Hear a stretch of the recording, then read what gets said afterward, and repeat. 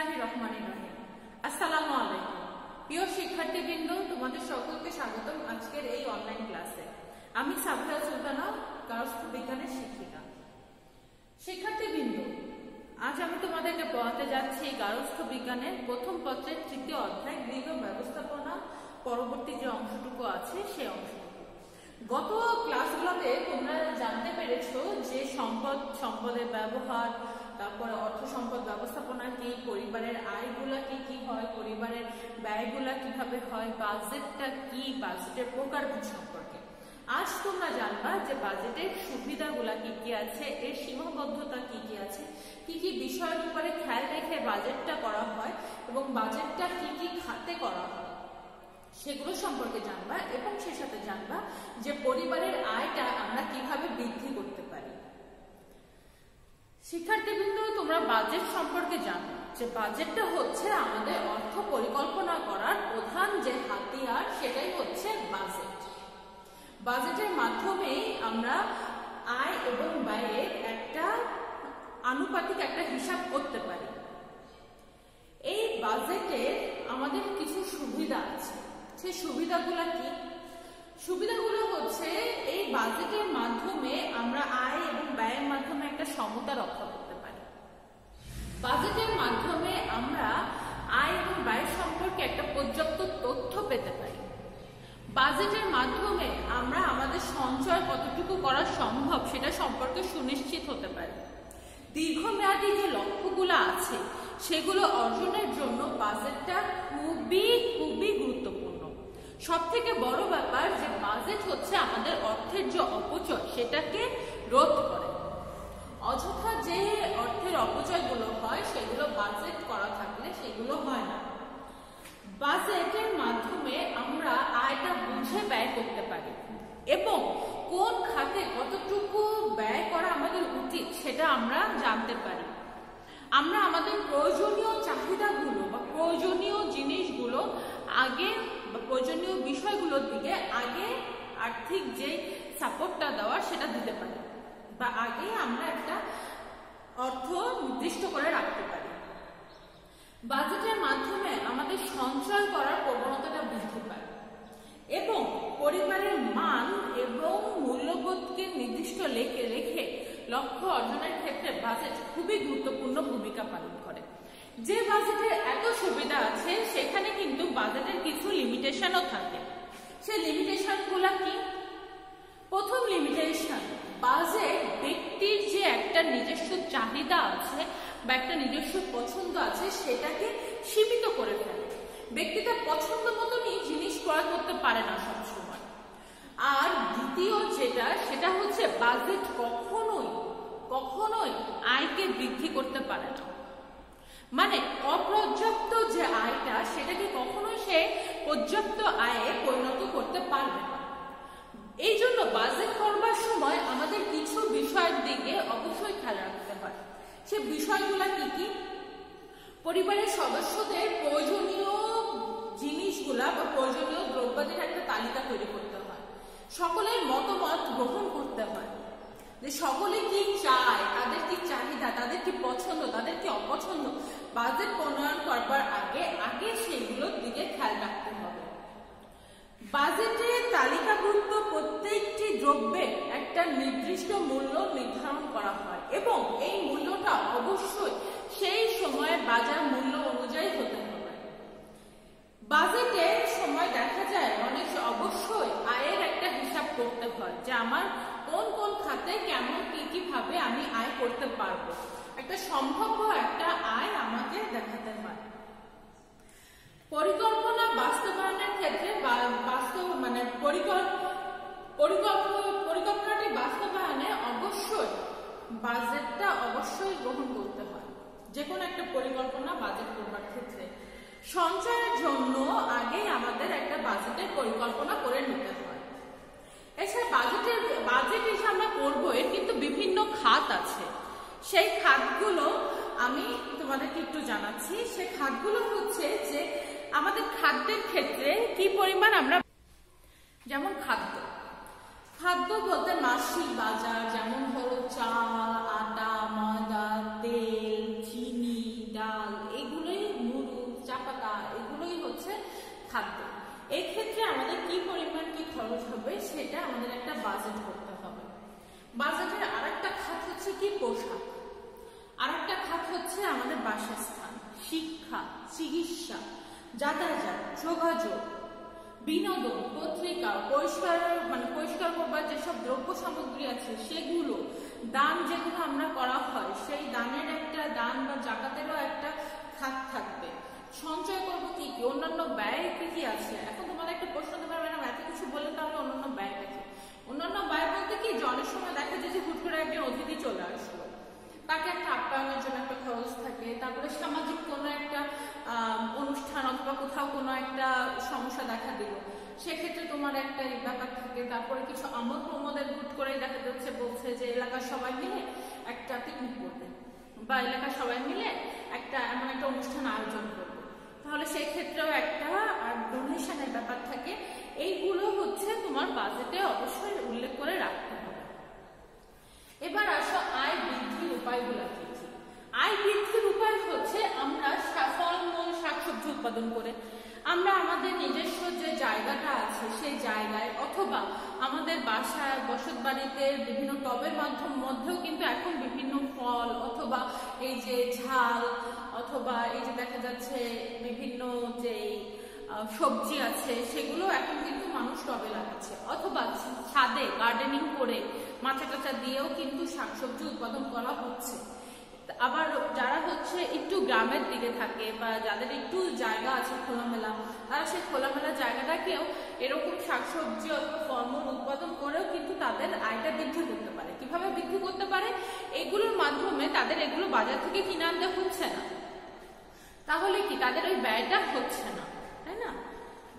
দ্বিতীয়টা হচ্ছে পশু পাখি পালন। পশু পাখি পালন করে, যেমন ধরো হাঁস মুরগি পালন করলাম অথবা গরু ছাগল পালন করে, হাঁস মুরগি পালন করে সেখান থেকে আমরা ডিম পাই, সেটা আমরা খেতে পারি অথবা মাংসটা খেতে পারি। আবার হচ্ছে এই হাঁস মুরগি আমরা বিক্রি করতে পারি, সেখান থেকে একটা আর্থিক সাপোর্ট আসে। তারপরে পোশাক সেলাই, ঘরে নিজেদের তৈরি করা পোশাক যদি আমরা নিজেরাই তৈরি করি তাহলে বাইরে টেইলারিং যে খরচটা আছে সে খরচটা আমাদের করতে হয় না। খাবার দাবার, কোন একটা খাবার, যেমন ধরো আমরা একটু সিঙ্গারা খাবো বা একটু পুরি অথবা এই যে একটু রোল, এই জিনিসগুলো যদি আমরা বাসায় তৈরি করি তাহলে কিন্তু বাইরে বেশি দাম দিয়ে এগুলো আমাদের কিনতে হয় না। এটাও কিন্তু আমাদের একটা আর্থিক সাপোর্ট দেয়, পরোক্ষভাবে আর্থিক একটা সাপোর্ট দেয়। তারপরে সরকারি সুযোগ সুবিধা যেগুলো আছে, এই যে আমি যেমন তোমাদের পূর্বের ক্লাসে বলেছিলাম যে সরকারি হচ্ছে এই যে তোমার সরকারি হাসপাতালগুলোতে আমরা যদি চিকিৎসা নিই, সরকারি স্কুল কলেজে যদি আমরা পড়ি তাহলে তুলনামূলক কম খরচে আমরা চিকিৎসা এবং শিক্ষা পেতে পারি। আবার এই যে সরকার বিভিন্ন সময় কম দামে তোমার চাল ডাল তেল এগুলো বিক্রি করে, তো সেই ক্ষেত্রে ওই সময় যদি আমরা ওগুলো কিনে নিই তাহলেও কিন্তু আমাদের ব্যয়টা কম হয়। আবার অনেক সময় দেখা যাচ্ছে যে মূল্য অনেক বেশি কমে যায়, সেই সময় যদি আমরা এই মূল্য রাশির সুযোগটা গ্রহণ করি অথবা বিভিন্ন বাজার বা বিভিন্ন প্রতিষ্ঠান বিভিন্ন সময় বিভিন্ন অফার দেয়, সেই অফারগুলো যদি আমরা সঠিকভাবে কাজে লাগাই তাহলেও কিন্তু আমাদের আয়টা বৃদ্ধি পায়। আরেকটা হচ্ছে কি, ধরো তোমাদের বাসায় হচ্ছে বড় ভাই বোন আছে যারা পড়াশোনা করেছে, এরা যদি আমরা ছোট ভাই বোনদেরকে যদি পড়াই অথবা আমরা যদি আমাদের ছোট ভাই বোনদেরকে পড়াই তাহলে ছোট ভাই বোনদের পড়ানোর জন্য আলাদা কোনো টিউটর অথবা টিউশনের দরকার হয় না। তাহলে সেই ক্ষেত্রে আমরাই এই যে এটা দিতে পারছি, তার মানে ওই খরচটা আমাদের পরিবারে সেভ হয়। তাহলে এটাও কিন্তু আমাদের একটা আয় বৃদ্ধির একটা উপায়। আর একটা কি, সঞ্চয় বিনিয়োগ করে আমাদের যে সঞ্চিত যে অর্থটা থাকে এটা যদি আমরা বাসায় ফেলে না রেখে এটা যদি আমরা নতুন কোনো ব্যবসায় বিনিয়োগ করি তাহলে আমাদের আয় বৃদ্ধি পেতে পারে, অথবা আমরা যদি এটা কোনো ব্যাংকেও রেখে দিই তাও আমাদের একটা নির্দিষ্ট সময় পর পর আমরা এর থেকে একটা লাভের অংশ পাই, সেটার দ্বারাও আমাদের এক্সট্রা এই যে অর্থ ইনকাম করা সম্ভব হয়। আচ্ছা, আরো এই যে আজকের এই লেকচারের মাধ্যমে কিন্তু তোমাদের এই চ্যাপ্টারটা পড়ানো শেষ হলো, কিন্তু এই চ্যাপ্টারটা পড়ানো একেবারে শেষ করবার আগে আমি তোমাদেরকে দুটো জিনিস সম্পর্কে জানাতে চাই। একটা হচ্ছে উপযোগ। তোমাদের অনেক সময় প্রশ্ন আসে যে উপযোগ কি? উপযোগ হচ্ছে একটা দ্রব্যের অভাব মোচন করার ক্ষমতাই হচ্ছে উপযোগ। এটা কিন্তু মানুষের মানুষ ম্যান টু ম্যান এটা ভ্যারি করে, অথবা ফ্যামিলি টু ফ্যামিলি এটা ভ্যারি করতে পারে।